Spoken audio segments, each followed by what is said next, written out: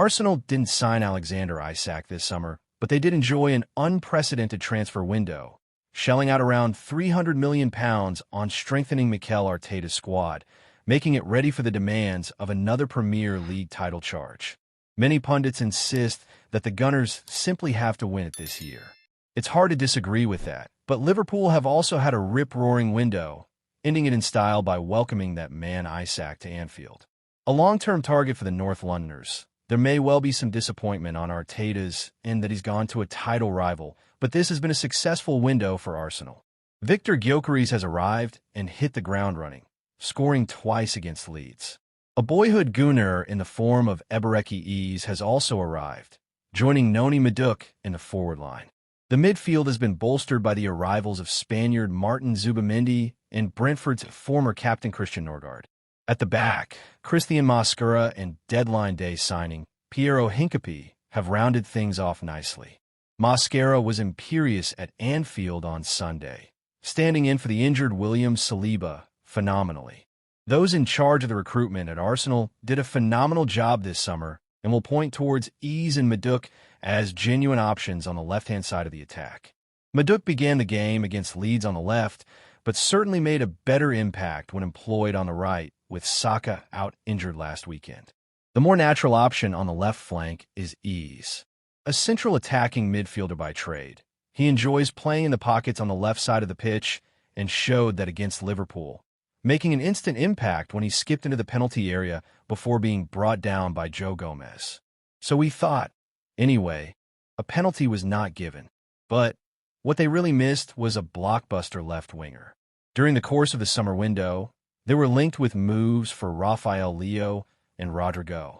The latter was one of the most linked players to Arsenal in the last few months, with talks reportedly being held on several occasions to sound out a move.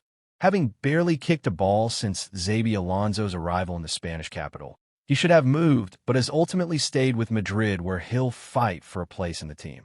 Rodrygo would have been a superb capture. He's capable of scoring goals, registering 14 strikes last term. He can also create, posting 11 assists in all competitions. Alas, Arsenal are happy with their options. Eze and Madueke will be a huge help, but you can't help but think they have missed a trick with Gabriel Martinelli. The Brazilian has been a wonderful servant for Arsenal in the last few years and has been one of the poster boys for the Arteta project in London. Back in 2022-23, the winger registered 15 goals, ending the term as the club's joint top goalscorer alongside Martin Odegaard and Saka. It was at that time that Jurgen Klopp described him as a talent of the century. Such was his raw potential. However, since then, he's failed to kick on. In 2023-24, he found the net on 8 occasions, and in 2024-25, he only bagged 10 times. Not awful numbers by any means, but considering he is the regular starter, you need and want more. Well, Martinelli only compounded why he's become a scapegoat when he faced Liverpool on Sunday. It wasn't long before fans were crying out for Eze. Embarrassingly, he was locked up by a makeshift fullback in the form of Dominik Szoboszlai, the man who scored the winning goal. It's safe to say it was a horror afternoon for Martinelli, failing to have a shot or complete a key pass. Playing away at Anfield is never easy, and you can forgive a quieter display, but when Arsenal had such amazing options on the bench, you have to question why he started. One might also question why he's still at the Emirates. There were quiet murmurs of a move to Saudi Arabia happening, but that never materialized. Arsenal aren't tight on the Premier League's PSR rules, but there are growing concerns surrounding UEFA's financial fair play restrictions.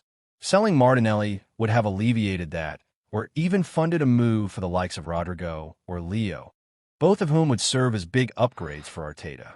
For now, however, Arteta will be happy. He has every right to be. This is the best window Arsenal have had in years. They looked well prepared to fight for major silverware this season.